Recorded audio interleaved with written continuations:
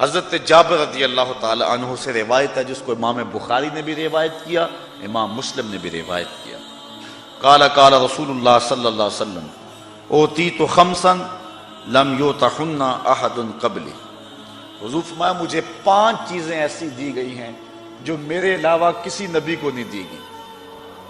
مجھے 5 ایسی چیزیں عطا کی گئی ہیں جو میرے علاوہ کسی اور کو نہیں دی گئی۔ پہلی چیز، نصرت بالرعب مسیرۃ شہر، اللہ نے میری مدد رعب سے کی ہے، یعنی میں 1 مہینے کے فاصلے پر ہوتا ہوں، دشمن کے دل پر پہلے ہی رعب پیدا ہو جاتا۔ ایک تو اللہ نے میری یہ مدد کی ہے جو میرے علاوہ کسی اور کی مدد نہیں ہوئی۔ دوسرا، وَجُعِلَتْ لِيَ الْأَرْضُ مَسْجِدًا وَطَهُورًا، اللہ نے پوری کائنات کو میرے لیے مسجد اور پاک بنایا ہے۔ فَأَيُّمَا رَجُلٍ مِّنْ أُمَّتِي أَدْرَكَتْهُ الصَّلَاةُ فَلْيُصَلِّ، تو میرا امتی جہاں بھی نماز کا وقت پائے وہیں مصلی بچھا کے پڑھ لے، پوری زمین اس کے لیے مسجد ہے۔ پچھلی امتوں میں ایسا نہیں تھا، عبادت کے لیے معبد میں ہی جانا پڑتا تھا، گرجا گھر میں کلیسا میں ہی جانا پڑتا تھا، لیکن اس امت کے لیے اللہ نے پوری زمین کو پاک کر دیا۔ حضور کے قدم آئے پوری دھرتی پاک ہو گئی۔ اب نماز کا وقت ہو گیا، گھر میں ہے تو گھر پڑھ لو، آپ دور ہیں، مسجد بہت دور ہے، نہیں پہنچ سکتے، ڈیرے پہ ہیں، آپ کھیتوں میں کام کر رہے ہیں، وہیں مصلی بچھا کے نماز پڑھ لو، جہاں بھی ہیں وہاں نماز پڑھ لو۔ پوری دھرتی کو حضور کے قدموں کے صدقے اللہ نے مسجد بنا دیا اور پاک کر دیا ہے۔ فرمایا دوسری یہ مجھ کو اللہ نے یہ شان دی۔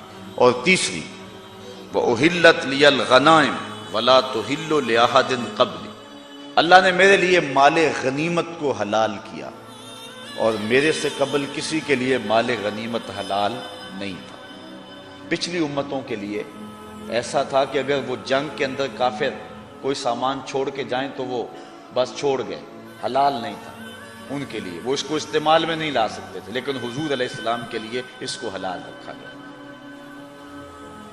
چوتھی چیز، وَأُوتِيتُ الشَّفَاعَةَ، اللہ اکبر، فرمایا چوتھی چیز اللہ نے مجھ کو شفاعت کا حق دیا ہے، میں شفاعت کروں گا قیامت کے دن۔ حضور نے فرمایا میرے اللہ نے مجھے 2 چیزوں میں ایک کو اختیار کرنے کا اختیار دیا، یا تو محبوب یہ چیز پسند کر لو کہ آدھی امت بغیر حساب کے جنت میں، آدھی کا حساب لے لیں گے، یا پھر حق شفاعت لے لو۔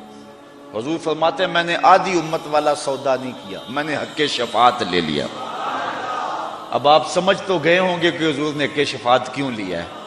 حضور نہیں چاہتے کہ میرا کوئی امتی جہنم میں جائے، حضور شفاعت کر کے سب کو جنت میں لے جائیں۔ اللہ اکبر۔ وہ کسی نے کہا نا کہ وہ اپنا مقدمہ کیسے ہار سکتا ہے جس کے حضور وکیل ہو، تو میں نے کہا یار یوں نہ پڑھو، حضور ہمارے وکیل نہیں ہیں اس معنی میں، ایڈوکیٹ کے معنی میں، بلکہ ہمارے شفیع ہیں۔ وکیل اور شفیع میں فرق ہوتا ہے۔ وکیل کہتا ہے جج کو کہ صاحب میرے موکل نے یہ جرم نہیں کیا لہٰذا چھوڑ دو، اگر جرم ثابت ہے تو سزا پکی ہے۔ وکیل کہتا ہے میرے موکل نے جرم نہیں کیا لہٰذا چھوڑ دو، شفیع کہتا ہے سب کچھ کیا ہے، میرا آنا دیکھ لو۔ حضور قیامت کے دن وکالت نہیں کریں گے، شفاعت کریں گے۔ یہ نہیں کریں گے کہ مالک انہوں نے کیا کچھ نہیں، کہیں گے مالک سب کچھ کیا ہے، میری پھیلی ہوئی زلفوں کو دیکھ لیا جائے۔ پھر حضور شفاعت کریں گے، ساری امت کا کام بن جائے گا۔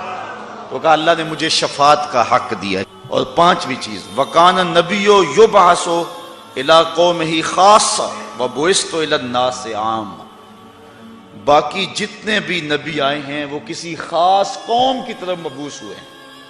کوئی شہر مدین کی طرف آیا، کوئی قوم عاد کی طرف آیا، کوئی قوم سمود کی طرف آیا، کوئی کسی مخصوص قوم کی طرف آیا۔ نبی مخصوص قوموں، مخصوص شہروں کی طرف مبعوث ہوتے رہے، لیکن فرمایا اللہ نے مجھ کو پوری کائنات کے لیے، عام طور پہ اسود و احمر کے لیے، مجھے قیامت تک آنے والی مخلوقات کے لیے مبعوث کر کے بھیجا۔ تو حضور کی امت کی عمومیت اور آقا کریم علیہ الصلوۃ والسلام کی یہ وسعت، تو کہا یہ 5 وہ چیزیں ہیں جو اللہ نے میرے علاوہ کسی اور نبی کو نہیں دی۔ اللہ اکبر۔ لوگوں سے امتیاز تو کیا، نبیوں میں امتیاز ہے حضور کا۔ آل حضرت بولے خلق سے اولیاء اولیاء سے رسل اور رسولوں سے اعلیٰ ہمارا نبی. تمام مخلوقات سے ولی افضل ہیں، ولیوں سے نبی افضل ہیں، نبیوں سے رسول افضل ہیں، اور رسولوں کا لاڑا آمنہ کا راج دلارا ہے.